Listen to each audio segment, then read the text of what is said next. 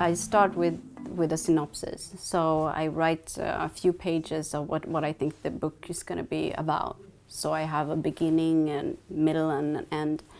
And after that, I start writing the book. So that's for me, it's a good way of knowing where I'm going. But I know other authors do it differently, but to me, that's a good way.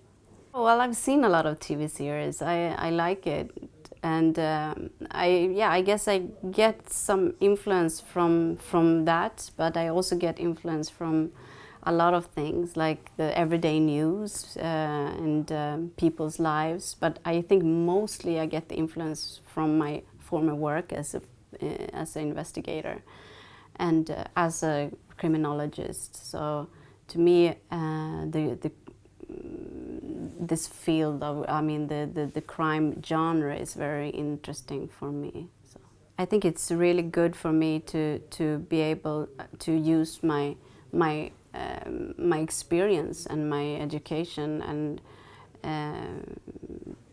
in when I write, because it's so much about the investigations and the world and of the police work that I know about already. So I know what I'm writing about. I've been working with it myself. So I use that, of course, when I write, even though it's not the documentary. So yes, of course, I can use it.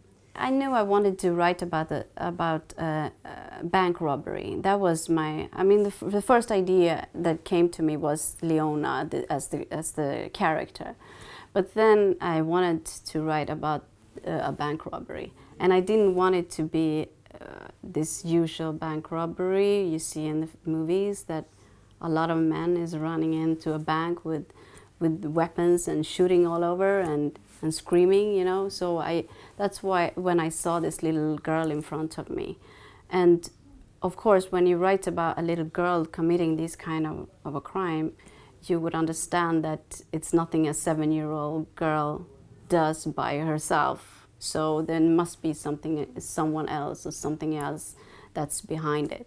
So that was how the story about that little girl came to me.